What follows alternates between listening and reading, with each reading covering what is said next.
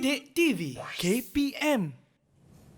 Baik, anda kembali bersama Ria dalam Didik TV KPM hari ini untuk slot sukses SPM 2022. Kita dalam mata pelajaran Sains Nutrisi. Ria masih lagi bersama-sama dengan Cikgu Roslan. Kita nak teruskan Cikgu untuk nilai kalori. Silakan. Yes, nilai kalori. Okey, so kita sambung Ria berkenaan dengan tajuk nutrisi berkenaan dengan nilai kalori. So apa yang kita nak tahu pasal nilai kalori adalah nilai kalori makanan ini adalah merupakan nilai tenaga di dalam makanan tadi. Bagi sesuatu makanan, jumlah tenaga yang dibebaskan daripada pengoksidaan atau pembakaran 1 gram makanan tersebut dengan lengkap. So maksudnya nilai kalori tadi kita boleh tentukan sebelum kita makan. So kita boleh tahu berapakah nilai kalori yang perlu kita ambil dalam pemakanan kita sebelum dia terbakar atau dia masuk dalam badan kita sebagai tenaga. Okey, kita boleh tengok dekat sini bahawa unit nilai kalori ini sewaktu tenaga dibebaskan oleh pengoksidaan atau pembakaran makanan, lazimnya dia diukur dalam unit kalori kal ataupun kalori CAL. Okey, ini biasa sebenarnya kita jumpa di mana-mana. Contohnya kita pergi ke restoran, kita pergi ke tempat jual-jual makanan tu kan dia ada tulis kat situ berapakah nilai kalori untuk menu-menu tadi. So kilokalori ataupun kita panggil sebagai kilokal, joule ataupun kilojoule. Okey, kita ada 1 kalori ataupun kal bersamaan dengan 4.2 joule. Okey, unit SI bagi joule di sini adalah J huruf besar.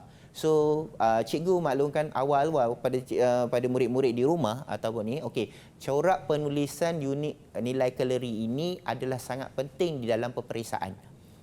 Dalam kita nak menjawab soalan peperiksaan, apabila nilai ditanya tentang nilai kalori tadi, jawapan kita pastikan menggunakan unit SI yang betul. Untuk joule tadi cikgu dah ulang, iaitu J hurufnya besar. Untuk 1 kilokalori ataupun kcal, nilainya adalah 4200 joule. Dan bersamaan dengan 4.2 kilojoule ataupun kg. Dan kita tahu bahawa unit SI ini penting di mana kita dapat tentukan nilai tadi dengan tepat. Untuk nilai kalori ataupun joule per kilogram, kita katakan sebagai JKG negatif 1. Ataupun kita panggil dia joule per kilogram. Biasanya pengukuran nilai kalori dalam makanan kita gunakan alat. Macam mana kita nak guna alat? Kita ada nampak kat sini satu alat yang kita kenali dia sebagai kalorimeter bomb, di mana pengukuran untuk nilai kalori dalam makanan dapat dilakukan dengan lebih tepat. Kita gunakan kalorimeter bomb ini. Selain daripada itu juga, kita tahu bahawa nilai kalori ini diukur berdasarkan kepada 3 kelas makanan yang utama. Daripada 7, kita ada 3 kelas makanan yang utama yang diukur, iaitu kelas makanan yang pertama iaitu karbohidrat. Berapakah jumlah nilai kalori bagi karbohidrat? Berapakah jumlah nilai kalori bagi kelas makanan lemak? Dan juga berapakah nilai kalori bagi kelas makanan protein. So 3 ini yang menentukan berapakah nilai kalori yang kita ukur di dalam satu sampel makanan. So maksudnya kalau kita pergi dekat restoran, kita pergi kat kedai makan, kita tengok berapa dia tulis nilai kalori itu, sebenarnya dia ukur pada 3 kelas makanan ini. So kita biasanya kita dapat tahu dan kita boleh merancang dari segi pengambilan makanan kita ataupun diet pemakanan kita.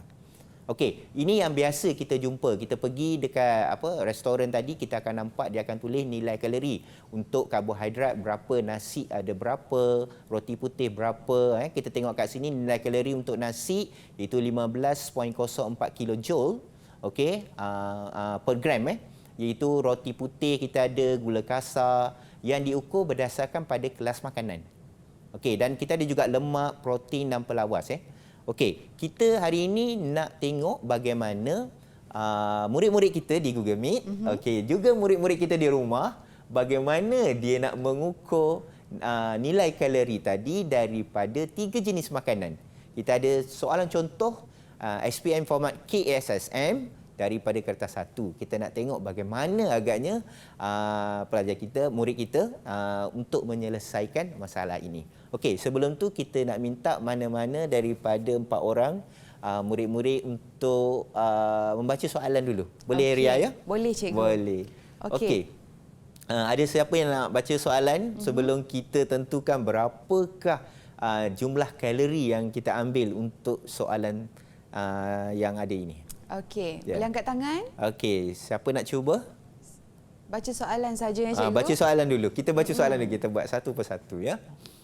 Okey. Ya, siapa? Siapa nak cuba? Mungkin cikgu boleh pilihlah salah Okey, seorang okey. cikgu. Okey, Imanina. Terima Kita kasih ada Imanina. Okey, Silakan. teruskan Imanina. Soalan 1, jadual 1 menunjukkan nilai kalori bagi 3 jenis makanan. Okey. Nasi sebanyak 15.04, Ya. ayam sebanyak 8.27, Okey. ikan sebanyak 0.34. Okey. Alright. Dan seterusnya baca untuk soalannya. Haris mengambil makan tengah hari yang terdiri daripada 20 gram nasi, 20 gram 5 nasi. gram ayam Okey. dan 50 gram 50 gram kubis. Hitung kubis. jumlah kalori yang diambilnya. Okey. So kita ada pilihan jawapan ya Imanina ya. Okey. So cikgu minta keempat-empat ini cuba, keempat-empat murid yang ada bersama cikgu ni akan mencuba soalan ini. Di mana soalannya tadi mengatakan bahawa Aris mengambil makan tengah hari, makanan tengah hari yang terdiri daripada 20 gram nasi, 5 gram ayam dan 50 gram kubis. Dan diminta untuk hitungkan berapa jumlah kalori yang diambil oleh Haris. Okey. Boleh cuba tak? Boleh ya? Okey, kita tengok sebelum tu kita ada pilihan jawapan. Okey, jawapannya A iaitu 23.65 kilojoule, B 320.60 kilojoule, C 359.15 kilojoule, D 450.42 kilojoule. Kita minta, okey, boleh tak kalau semua sekali yang jawab soalan ini? Cikgu nak minta murid-murid tunjukkan apakah pilihan jawapan yang telah dikira, yang telah dihitung oleh murid-murid kita. Okey, silakan. Okey, kita boleh angkat sekali jawapannya, apa jawapan dia? Okey, silakan boleh angkat jawapannya. Okey, jawapannya okey. So, banyak yang ditulisnya ya. Okey, kita tengok jawapan yang diterima. Okey, angkat. Okey, jawapannya adalah 300. Okey, Imanina ambil 359.15 kilojoule. Okey, Mio 359.15 kilojoule. Dan Naufal tak nampak. Atas sikit Naufal. Okey, betul. 359.15 kilojoule. Dan juga Adibah sama jawapannya 359.15 kilojoule. Okey, terima kasih kepada murid-murid cikgu yang telah menjawabnya. Okey, kita tak tahu lagi betul ke tidak. So, kita boleh semak jawapannya, betul ataupun tidak jawapannya. Okey, betul. Jawapannya adalah C, iaitu 359.15 kilojoule. Ini cikgu nak tekankan di sini. Kalau soalan objektif tak apalah. Tapi kalau soalan subjektif, pastikan unit SI kilojoule tadi ditulis untuk mengelakkan kehilangan markah. Okey. So, kita tengok pengiraan yang dibuat oleh murid-murid tadi dengan pengiraan cikgu buat. Okey, kita tengok nasi 20 gram darat dengan nilai kalori akan dapat jumlahnya 300.80 kilojoule. Ayam pun sama 41.5 kilojoule, kubis 17 kilojoule dan jumlah keseluruhannya 359.15 kilojoule. Alhamdulillah, cemerlang sungguh murid-murid cikgu. Alhamdulillah. So tahniah kepada Imanina Ria, tahniah kepada Mio, tahniah kepada Naufal dan juga tahniah kepada Adibah kerana dapat menjawab dengan betul. Kita pergi soalan yang kedua. Okey, kita tengok kat sini soalan yang kedua. Cikgu pilih daripada kertas 2 bahagian B. Okey, kita ada 4 gambar rajah. Okey, gambar rajah tadi dikendaki untuk kita tanda apakah gambar rajah yang menunjukkan individu yang memerlukan keperluan kalori yang tinggi dalam kehidupan seharian. Okey, kita tahu bahawa dalam kehidupan seharian kita ada kumpulan-kumpulan yang memerlukan jumlah kalori yang tinggi. Contohnya berdasarkan kepada pekerjaannya, berdasarkan persekitarannya, berdasarkan jantinanya. Okey, so keperluan-keperluan kalori itu bergantung kepada keadaan semasa keadaan seseorang atau individu tadi.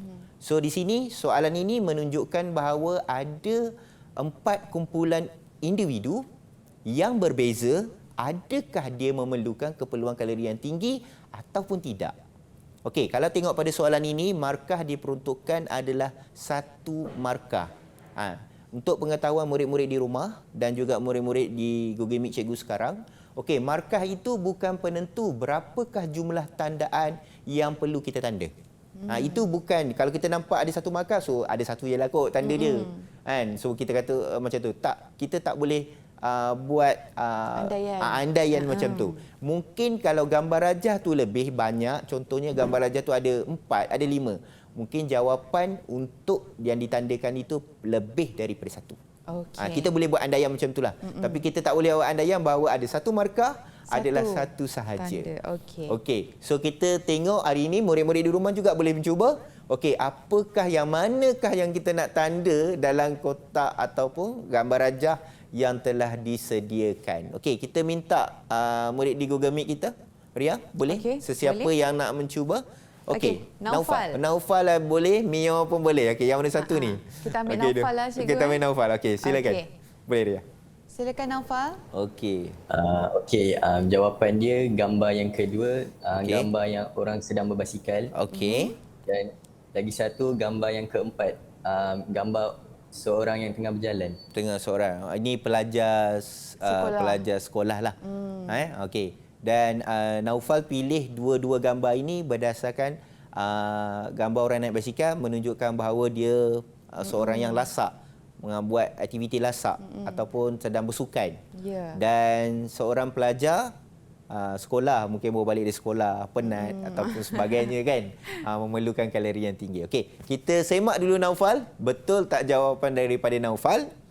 Okey, jawapannya adalah okey, betul. Tepat sekali Naufal. Tahniah kepada Naufal. Okey, jawapannya adalah iaitu seseorang yang bernaik basikal. Dia menunjukkan aktiviti lasak yang dijalankan tadi, so dia perlukan kalori yang lebih tinggi. Okey, manakala seorang murid mungkin baru balik sekolah ataupun sedang berjalan nak pergi ke sekolah atau sebagainya, untuk kalori yang diperlukan adalah lebih tinggi dalam kehidupan sehariannya. Berbanding dengan 2 gambar rajah yang lain, iaitu seorang yang agak berumur, okey, dan duduk di atas bangku, mungkin dia tidak memerlukan kalori yang lebih tinggi. Mungkin orang sakit, dia tidak memerlukan kalori yang lebih tinggi, tapi dia perlukan kalori.